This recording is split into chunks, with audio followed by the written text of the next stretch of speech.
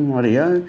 Okay, so on this little report today, we're just going to do a quick light dust over events of the last couple of 10 days. I think it was on October the 20th, I pointed out that the UK Defence Minister had been summoned to Washington.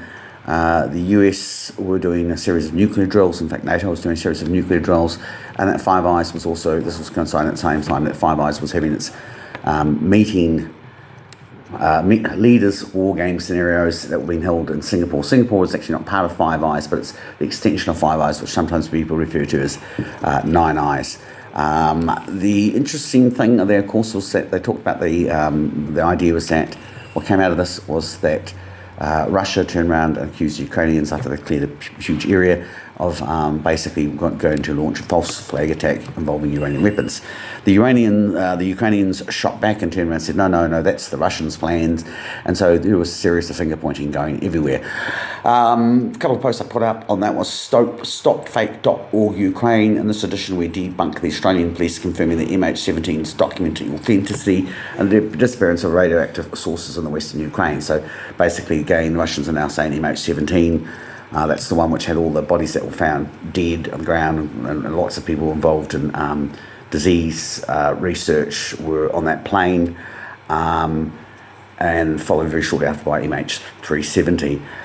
So this the debunks it, saying no, that's not true, just a fact check. Pretty much also kind of undermines the idea that radioactive material has been stolen in the western Ukraine. However, we'll come back to that in a second. We know that basically as of, what date was that? The United States is from the US Embassy, basically saying that, well, actually there is a Ukrainian nuclear materials issue. And that was dated on, in fact, we'll go back, that's July 25th, 2017. So if you go back to the own US Embassy's issues, they will confirm that in actual fact this has been a concern to the US for a while. Again, this comes up again. Ukrainian conflict destroyed 3.9 million in US nuclear smuggling detection equipment. How convenient. Just what is the date for that anyway? It's just always good to know. You come across these stories and then something happened several years before, and it's sort of like, well, okay. It sort of adds to the authentication of both the things that arrived the day beforehand. In this particular case, the date for that one, which is from Defence Daily, is listed as of 2016. So interesting, yes, they actually had this situation where they knew there was an issue, and then suddenly the equipment revolved around actually detecting it, all suddenly breaks down or gets sabotaged. So remember, that's all 2015, 2017 pointing out there was definitely this issue with nuclear material. Again, this is covered again in Foreign Affairs. This starts to heat up. Ministry of Foreign Affairs, Ukraine exercised in response to smuggling of nuclear equipment. And an exercise simulated in response to smuggling nuclear radioactive materials held in Kiev, and that was also dated in 2016. So there's quite a bit of data out there kind of suggesting that when they're kind of now it's become convenient to just dismiss it, that actual fact, no, that this has been an ongoing issue which has got pretty good solid documentation in terms of sources are coming from defence industry and the State Department. And then again, this is from Justice Department release dated October 2022. Justice Department announces charges and arrests in 2 cases involving export violation schemes to aid Russia. It's the District Court of New York. Blah, blah, blah, blah, blah. 5 nationals and 2 oil brokers of Venezuela. Now that's kind of very interesting because again, when we talk about Russians, we have to be careful about which Russians, because we look into this further, there's an interesting connection here, also jumping out a bit from Estonia. Are we going to find that they are Putin's Russians, or they were the Russians that were helping the Americans, with Stephen Jennings, plunder Russia from 98 to about 2008 when it all fell out? So you just have to be careful when you're kind of like blaming the Russians, which Russians get blamed. And I'm just going to hold, I'm going to hold fire on in terms of, but it is interesting on this because it talks about unsealed charges 4 individuals, 3 of whom were arrested by Latvian authorities on October 18th and 1 of Eastern authorities on June 13th at the request of the United States, and 2 companies in which Europe violated US export laws. Now, both of these, this is quite interesting because that Estonia connection is rapidly becoming, it's an overlap, because on one level we have weapons smuggled through Estonia involving Moldavia, and then we get linked into the Venezuelan oil market. And then at the same time, when you do an overlap of that in terms of paradise papers and the money laundering of the sort of, let's call it the Magnitsky file, which is the one where they basically found a C-130 registered New Zealand company loaded with arms from North Korea heading to the Middle East. And it was generally kind of the consensus was this was part of this trade where conventional weapons are getting swapped for components used for weapons of mass destruction.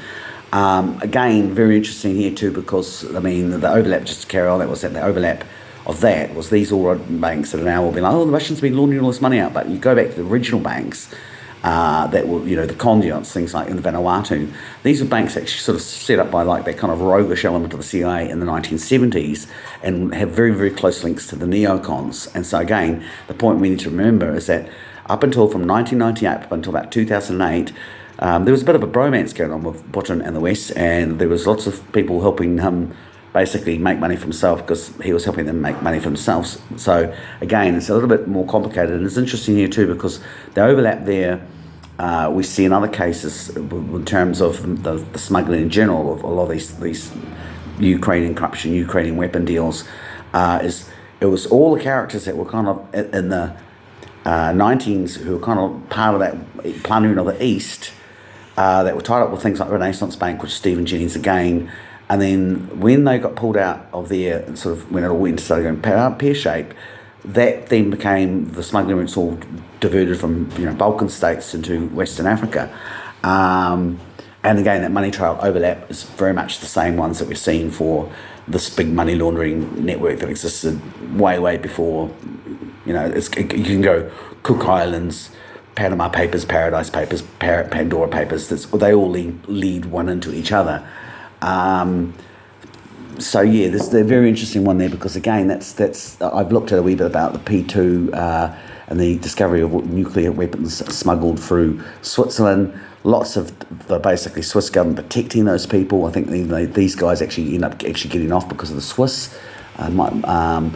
But basically leads you into networks which are really kind of more under the control of NATO than Vladimir Putin, which is not to say at that times there weren't correlations, because again, we have to keep going back to the point that once upon a time these two were, like that, and then things got, not so great. But that is definitely a paper. That's the United States Department of Justice. Justice Department announced charges and arrests in 2 cases involving export violation schemes to aid Russia.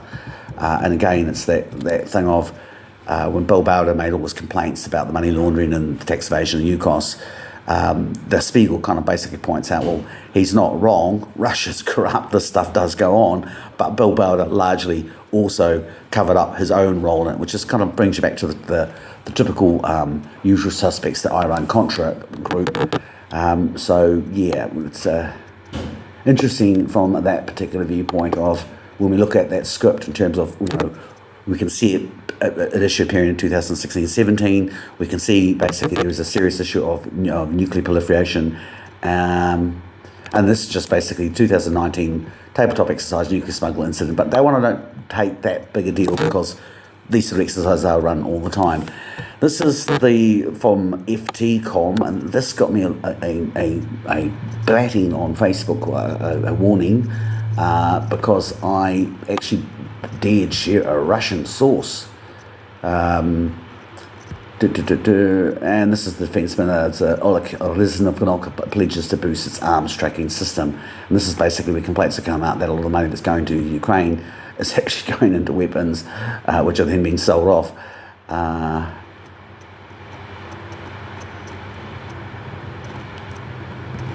So that's Ukraine, Kiev defending its position.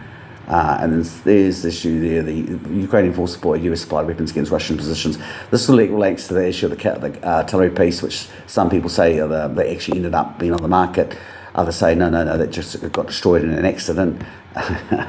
Yeah, I bet it did. But the point is, nobody disputes that actually there were a serious amount of weapons that were meant to be going to the Ukrainians that were actually ending up on the black market. And of course, after, or even during, we're going to see more and more increase of militant right-wing groups because they're getting really, really well armed and really well financed. And we've already seen again Italy, which is one of the old kind of linchpins to the P2, swinging to the right. And so you go central England, pretty much will swing into the right. Ukraine on his right. The Polish are sort of doing this weird thing where they're, on the surface trying to be right wing, but they're actually, they're the exception of the rule. They're actually quite left because of the unions of the Solitary movement.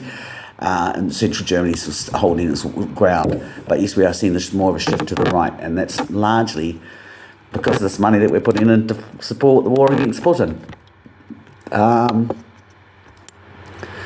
And the next link on that one that comes up, let me just find this story through.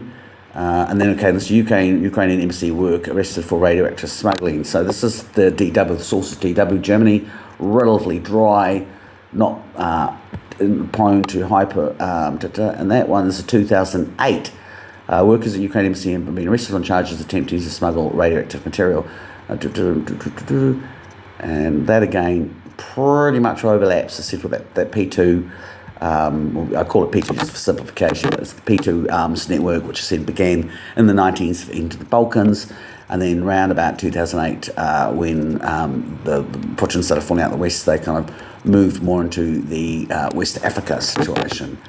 And I just think that's pretty much the last of the links that I just kind of like whipped up there. Yep, so that's about it. So that's just a kind of quick overlap. So, when they talk about the sort of Ukrainian and Russians being responsible, I'm not saying the Russians aren't capable of carrying out false flag attacks. I think Putin, there's a long list of former oil executives that kind of live proof that having been in bed with Putin is hazardous to your health.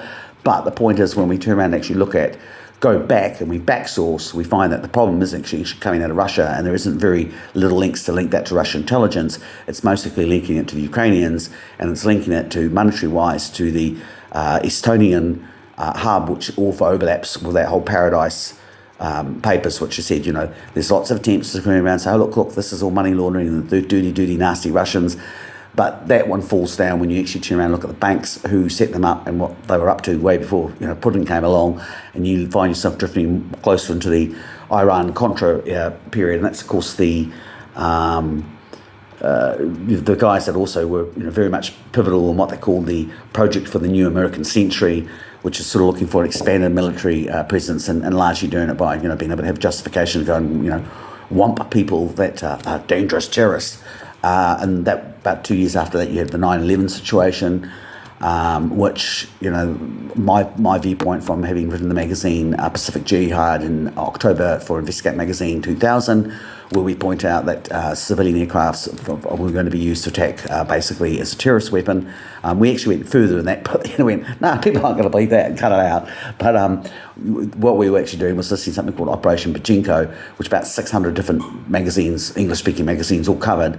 So again, when the US defence industry turned around and said, we had no attack, the idea that this attack was going to occur there and they're going to use this methodology, it leaves me with a year right. And that's the only thing I can say factually. This is all subjective and speculation, but it sure as hell wasn't bloody convenient. And the end result was, after 9/11, the civil liberties largely got a kick into the ground. The military-industrial complex got even bigger, more advanced, and we're now seeing that both with the pandemic and climate change, that monies that are being diverted supposedly for these fairly significant issues are actually being diverted to fund basically this neocon wet dream of American imperialism and American corporations, which can have unlimited profits forever and ever, which, as David Attenborough once said, means you either are an economist or a lunatic.